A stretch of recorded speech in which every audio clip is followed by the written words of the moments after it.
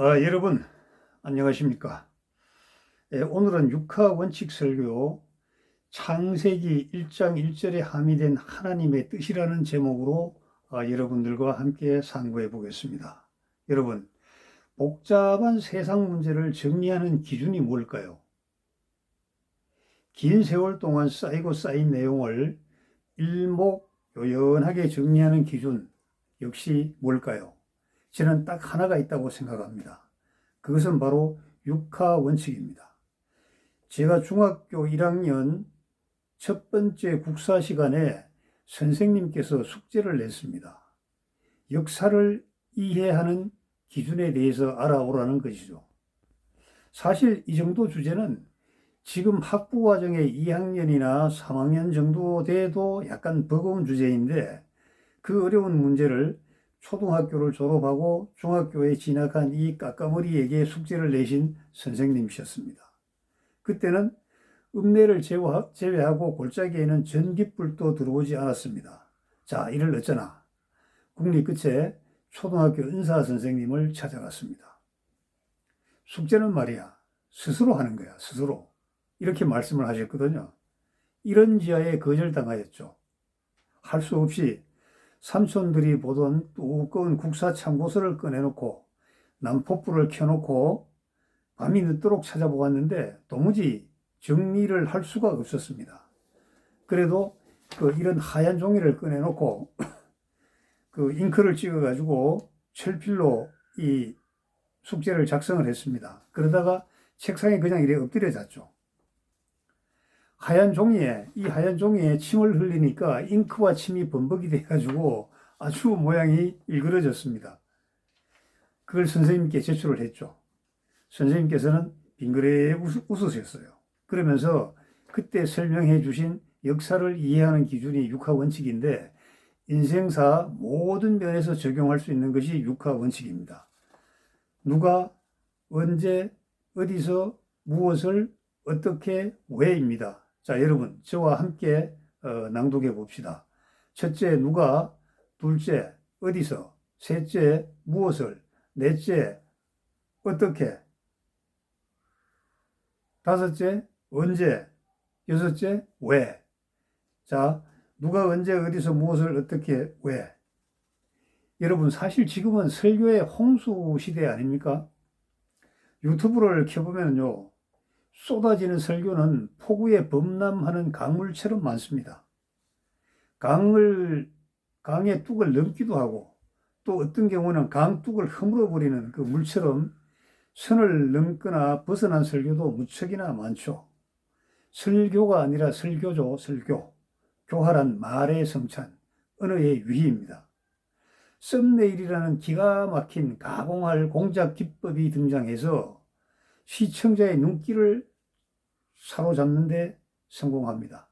내용은 그 다음이고, 눈길만 잡으면 일단은 클릭 하잖아요.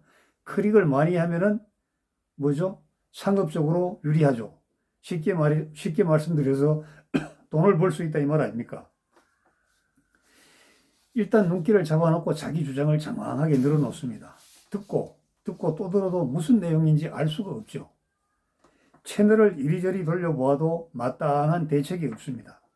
국내지책으로 유명한 이름난 사람들의 설교 채널에 고정시키고 말죠. 그래도 허전함을 채울 길이 없습니다. 어떤 사람이 엉뚱한 말을 하여도 이게 맞는 건지 긴가민가 합니다. 심지어 내가 구원받은 크리스찬이 맞는가 자가 진단도 못해요. 스스로 자신이 없습니다. 구약적 구원과 신약적 구원에 대한 명쾌한 정리도 되어 있지 않습니다. 악의를 가진 사람이 접근하여 강하게 주장하면요, 그 사람에게 이렇게 홀려가고 맙니다. 뭐가 옳은지, 뭐가 그런지 모르고 죽음의 길로 저벅저벅 따라가고 마는 것이죠. 이것저것 다 싫다면서 내가 복음을 주장하는 사람도 많습니다. 그러나 내가 복음은 기준이 명확해야 됩니다. 아무런 기준도 지식도 없이 자기 혼자서 성경을 읽고 묵상하는 것은 마귀가 공격하는 대상이 되어버립니다. 마귀에게 공격기를 내주는 것입니다. 스스로 제공하는 것입니다. 서울대학교 종교학과 석사과정 석사 논문을 보면은 신천지가 세력을 확장하는 가장 큰 이유는 말씀을 전달하는 전도자의 열정이라고 합니다. 열정. 큰 에너지는 작은 에너지를 흡수한다고 하죠. 내용의 진위와는 상관이 없이 우리가 보는 성경을 그 사람들도 들고 강렬하게 외치기 때문에 그들의 제스처에, 그들의 말에 일반 성도들은 거기다 넘어가고 마는 겁니다. 여러분, 신천지에 불교 신자나 남녀 호랭교 신자들이 갈 수 있을까요? 거의 못 갑니다. 우리 교회에 출석하면서도 뭔가 모를 허전함을 떨치지 못한 성도들, 어떤 면에서 보면은 열성적이었지만 자기 충족이 부족한 성도들이 더 자극적이고 강렬한 그 무엇을 찾아 헤매다가 사이비 이단 종파로 들어가 버리고 마는 겁니다. 이와 같은 현상을 미리 알고 경고한 사도가 있죠. 바로 요한 사도입니다. 요한 1서 4장 1절을 보겠습니다. 사랑하는 자들아, 영을 다 믿지 말고 오직 영들이 하나님께 속하였나 분별하라. 많은 거짓 선지자가 세상에 나왔습니다. 여러분, 분별.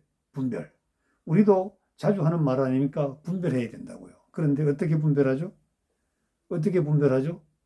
또 어떤 목사님들은 믿음은 들음에서 나온다고 이렇게 말을 많이 합니다.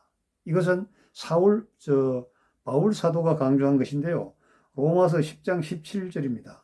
그러므로 믿음은 들음에서 나며 들음은 그리스도의 말씀으로 말미암았느니라. 하지만 설교를 들어도 공허한데 이거 어떻게 해야 됩니까? 그리스도의 말씀이 전해지지 않기 때문에 아무리 들어도 답이 없는 겁니다. 바로 육하 원칙 기준으로 성경을 읽고 듣고 공부하지 않으면 열심히 할수록 미로에 빠지는 경우가 더 많습니다. 성경은 오묘한 진리의 기록이지만 어떤 경우에는 가장 상식적인 기준이 적용되는 기록입니다. 우리는 이렇게 의문을 할 필요가 있어요. 설마 하나님께서 그렇게 말씀하셨을까? 설마 우리 주 예수 그리스도께서 그렇게 말씀하셨을까? 설마 사도들이 그런 말을 하였을까? 이 간단하고 쉬운 의문과 질문이 미로에 빠진 여러분을 구출하는 길잡이가 되어줄 것입니다. 오늘은 첫 시간이죠. 성경 66권 중에 가장 우선하여 봐야 할 창세기입니다. 창세기 중에서도 1장이죠. 1장 중에서도 1절입니다. 1절 중에서도 창조라는 단어에 주목해야 됩니다. 창세기 1장 1절입니다. 태초에 하나님이 천지를 창조하시니라. 개역개정입니다. 태초에 하나님이 천지를 창조하셨느니라. 한글 킹 제임스 성경입니다. 일단 육하 원칙으로 풀어보겠습니다. 누가? 하나님의 영감을 받은 모세가 지었죠. 언제? 주전 1700년에서 1500년 사이 어느 시점이라고 합니다. 어디서? 광야에서. 무엇을? 하나님의 경륜을 알리려고. 어떻게? 하나님의 영감을 받아 그들의 문자로 기록하였다. 파피루스지에 기록하였다고 하죠. 왜? 여기서는 왜가 중요합니다. 왜 이 말씀을 기록하였을까요? 왜 이 말씀을 성경의 가장 첫머리, 첫 줄에 등장시켰을까요? 하나님께서 말입니다. 장차 발생할지도 모를 우주의 소유권 분쟁에 대비해서 미리 선점하시려고 이런 말씀을 기록해 놓았을까요? 지금 세상 많은 종교에서 자기들의 교주가 천지를 창조하였다고 주장하는 그러한 경전은 없습니다. 그들의 교주는 천지를 창조할 능력이라고는 애시당초 없고 그들도 다만 피조물일 뿐입니다. 우리나라 천부교의 창시자 박태선이라고 아세요?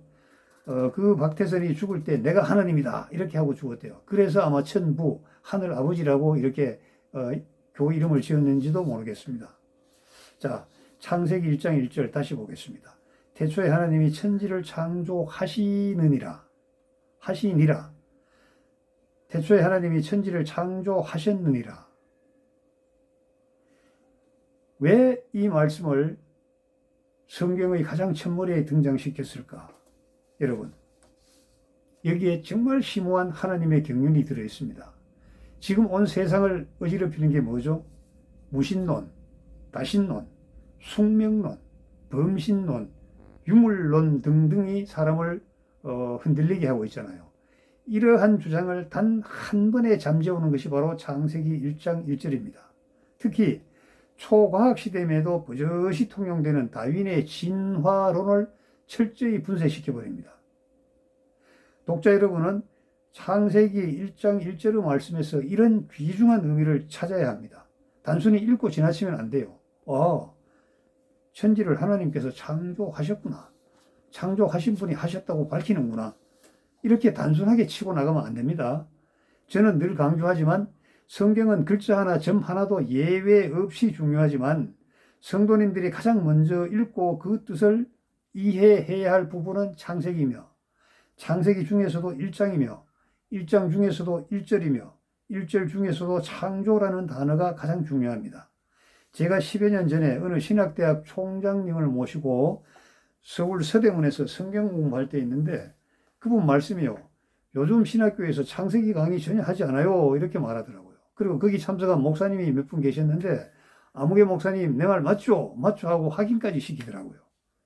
그래서 제가 참 실망했습니다. 창세기 강의도 하지 않으면서 만나보면 나는 총신입니다. 나는 장신 출신입니다. 나는 아신입니다. 대신입니다. 귀신입니다. 서신입니다 하면서 우쭐우쭐 하는데 여러분 우쭐할 필요가 뭐가 있습니까? 그럼 신학에서 뭘 가르치죠? 목회학. 어떻게 하면 헌금 잘 갚고 어떻게 하면 조직 결성 잘하고 뭐 이런 거 주로 가르치긴 합니다. 자, 대문도 열어보지 않고요. 저 집안에 뭐가 있다고 그림까지 그려서 보여준다면 여러분 그 말 믿겠습니까? 창세기도 공부하지 않은 목사들이 신학생들이 성경을 뭐 인격적인 하나님이니 뭐 인격적인 그리스도니 이런 식으로 하면은 누가 그 말 믿겠습니까? 못 믿죠?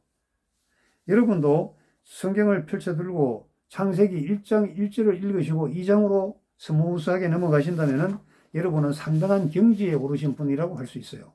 성도 여러분, 여러분은 성경을 펴고 창세기 1장 1절을 읽으면서 무궁무진한 영적, 지적, 상식적 호기심을 발동해서 저 오묘하고 깊은 경지로 들어가셔야 합니다.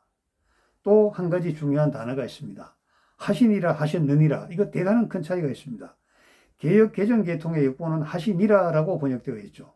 다른 성경은 하셨느니라고 번역되었습니다. 하시니라와 하셨느니라는 엄청난 차이가 있습니다. 저는 오늘 여러분에게 숙제를 드리겠습니다. 제가 중학교 1학년 국사 첫 시간에 숙제를 받았을 때 들떴던 마음을 떠올리면서 여러분에게 숙제를 드리겠습니다. 숙제 검사요. 제가 하지 않을게요.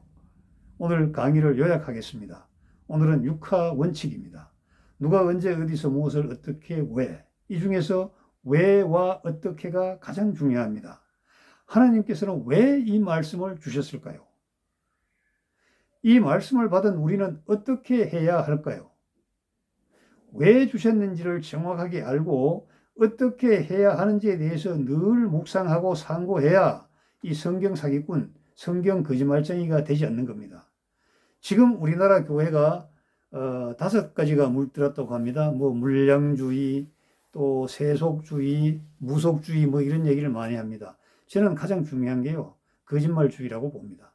하나님 말씀을 들어서 자기 형편을 마음대로 그냥 갖다 붙여서 얘기하고 또 자기 형편이 좀 타개해야 되고 싶으면 성경을 갖다 붙여서 얘기하고 이런 것은 저는 잘못되었다고 생각합니다. 여러분, 저와 여러분 짧은 시간에 성경의 말씀을 깊이 묵상하고 공부해서 우리 일단 사이비 2단, 그 다음에 엉터리 이러한 그 이론에 넘어가지 말고 우리가 꼭 가야 될 새하늘과 새 땅, 그 길을 향한 우리의 그 순례자의 예정에 항상 찬란한 영광이 비치도록 저와 여러분이 노력했으면 좋겠습니다. 여러분 감사합니다. 다음 시간에 또 뵙죠.